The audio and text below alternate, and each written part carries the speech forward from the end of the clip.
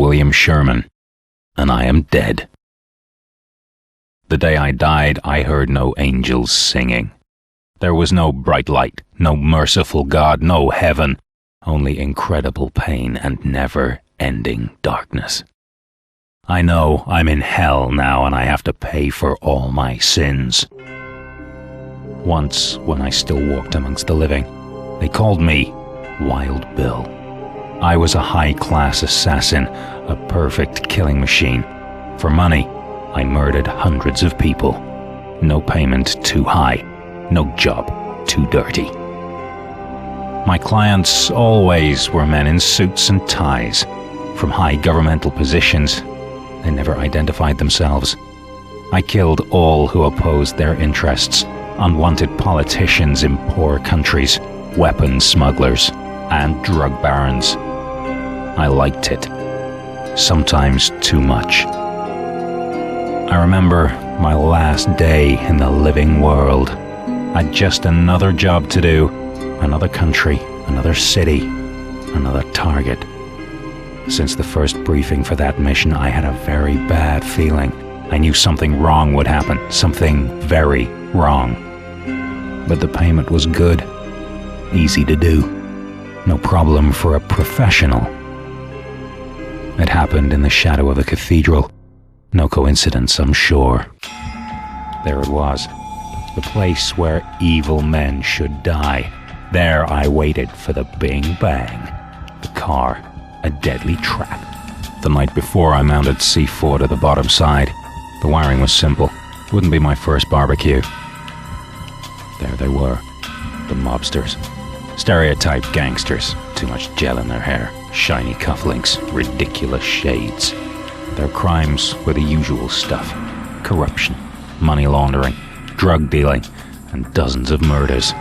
But all that didn't piss off my client. He wanted me to knock their lights out because the mobster family interfered with him in a construction deal, several millions worth. It's always all about the money. Greed is one of the deadly sins, so they say. Everything seemed to go well. They got into the car at the right time. I was sure I'd accomplished my mission. But then I heard the sound. I saw the bus just turning into the street, driving directly into the explosion range.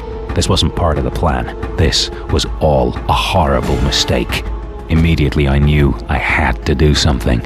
I could see the driver, all the passengers in the bus, men and women, children, all civilians, all dead very soon if I would just let it happen. By all costs, I had to prevent a massacre. The bomb was ticking.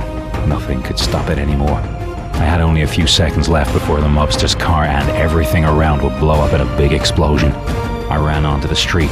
I cried and waved my hands, wanted the bus to turn away. Yes, I may be a perfect killing machine, an assassin, but I am not a slaughterer of the innocent. No more blood on my hands. In the very last moments of my existence, I did everything I could to save those people. And for the first time in my life, I prayed to God to spare all their lives. But God didn't listen. And then everything turned into a burning light. First there was pain, then there was only death. A terrible sin happened that day. I was responsible for the death of more than 24 people. I murdered them all. Their bodies lay on the street, burnt, torn to pieces, disgraced.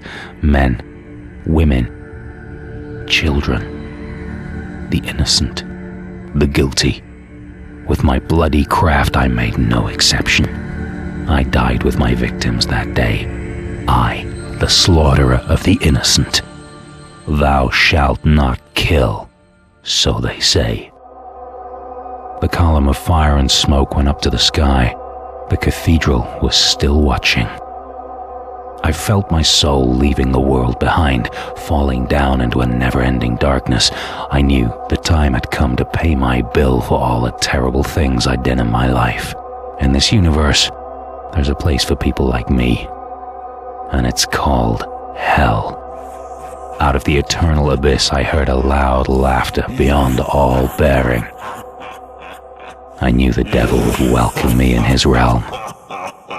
Yeah.